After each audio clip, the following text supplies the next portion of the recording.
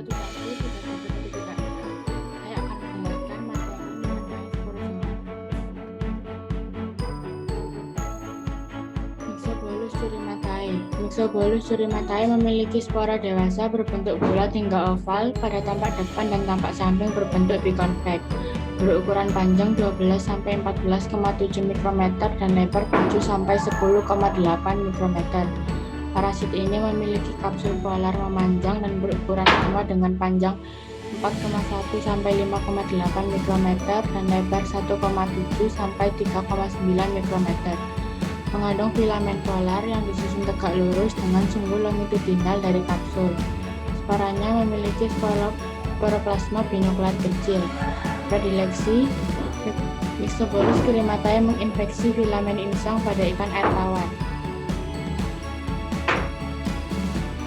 Siklus hidup Myxobolus turimatae berkembang pada inang Oligochaeta. Tahap pertama menelan tubifex menelan Myxobolus turimatae. Tahap kedua ekstrusi filamen kutub dan penjangkaran spora Myxobolus turimatae ke dalam epitel usus. Tahap ketiga perkalian skizogonik interepitelial dari sporoplasma binukleat. Tahap keempat yaitu selnya tidak berinti. Tahap kelima plasmogami dari dua sel yang tidak berinti menghasilkan satu tahap sel inti. Tahap keenam pembelahan mitosis kedua inti untuk menghasilkan tahap 4 inti.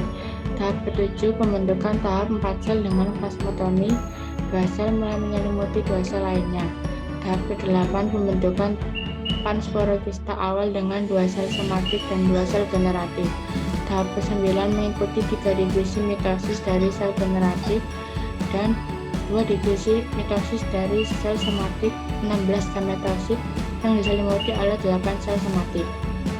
Tahap ke-10 mengikuti pembelahan meiosis dari 16 gametosit diploid, 16 gametosit haploid, dan hasil 16 belen kutub.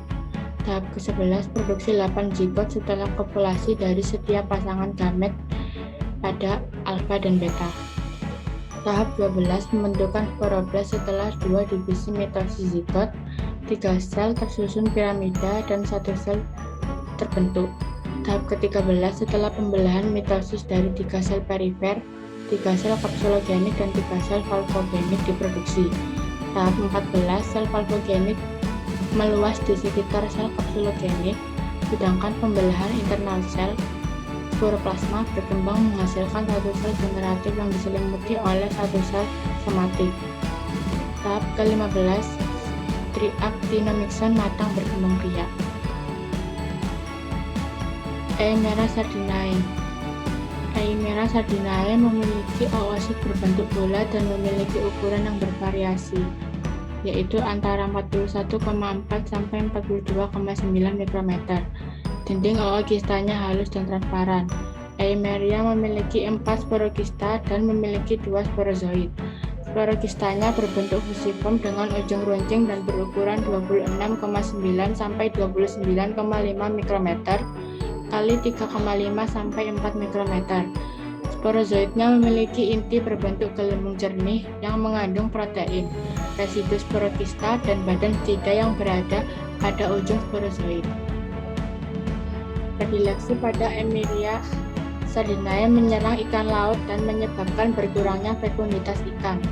Siklus hidup Eimera sardinae terdiri atas aseksual, skizogoni, dan sporogoni, dan seksual yaitu gametogoni.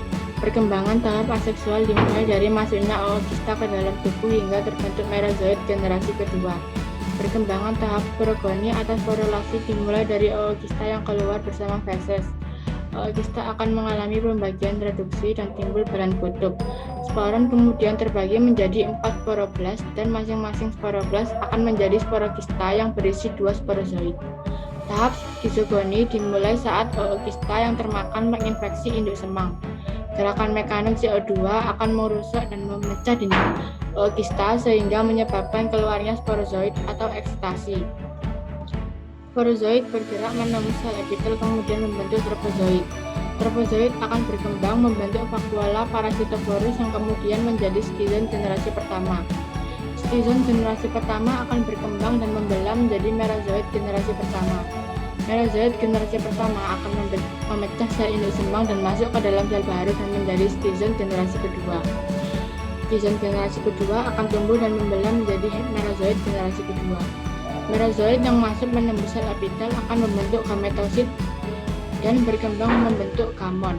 Gamon membelah secara aseksual membentuk makrogametosit, yaitu gametosit betina, sedangkan mikrogamon membentuk mikrogametosit, yaitu gametosit jantan. Mikrogamet akan keluar dan membuahi makrogamet yang akan membentuk zigot, kemudian berkembang menjadi ookista. Ookista tersebut terbawa keluar bersama feses. Demikian penjelasan materi dari saya. Apabila ada kekurangan, mohon dimaafkan. Wassalamualaikum warahmatullahi wabarakatuh.